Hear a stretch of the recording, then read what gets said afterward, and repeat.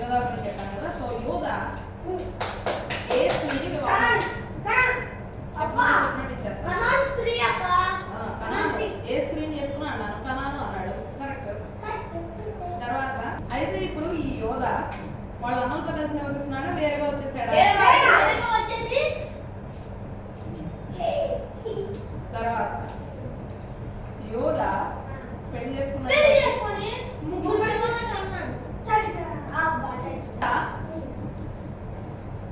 పెళ్లి చేసుకున్నటువంటి స్త్రీ వాళ్ళ యొక్క నాన్నగారు సూర్య. మొట్టమొదటిగా పుట్టిన కొడుకు పేరు ఏంటి? రెండో కొడుకు పేరు? మూడో కొడుకు పేరు ఏంటి?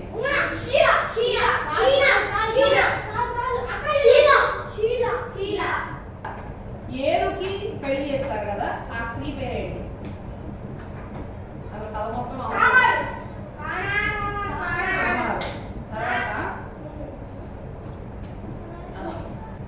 తామాను పెళ్లి చేసుకున్న తర్వాత ఎవరు సరిగా లేరు అని చెప్పి కొడుకు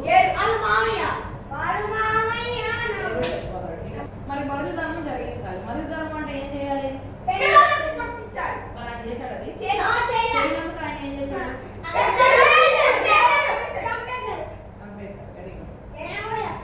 చంపేశారు. అలా చంపేసిన తర్వాత మూడో కొడుకు వెంటనే ఇచ్చి పెళ్లి చేశారు.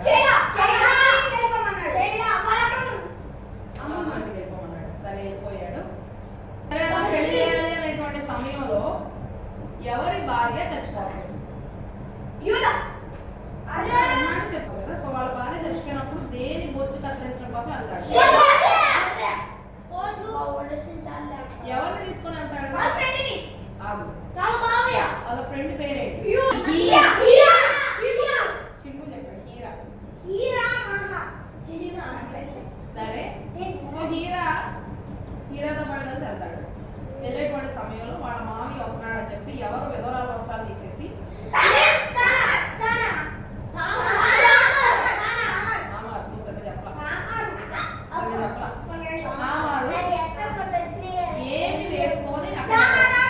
ఏమేమి వేసుకొని వచ్చాడు? ఆమె ఏం వేసుకొని నిలబడింది?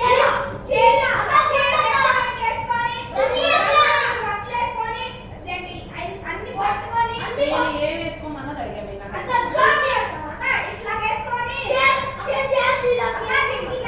ఏమంటారు?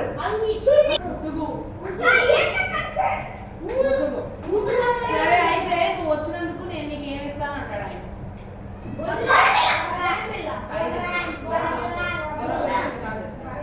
సరే గొర్రెపిల్లని ఇస్తానని చెప్పిన తర్వాత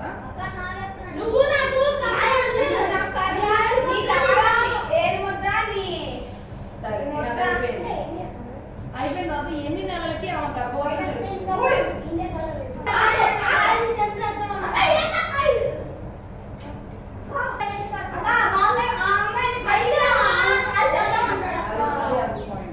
కడుపులో వచ్చినటువంటి మొట్టమొదటి కొడుకు ఏం కడతాడు?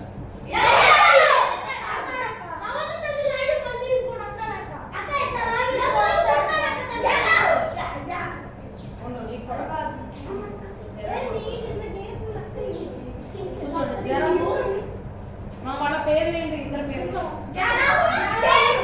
జరబు, పెరెసు. జరబు అంటే అర్థం ఏంటి?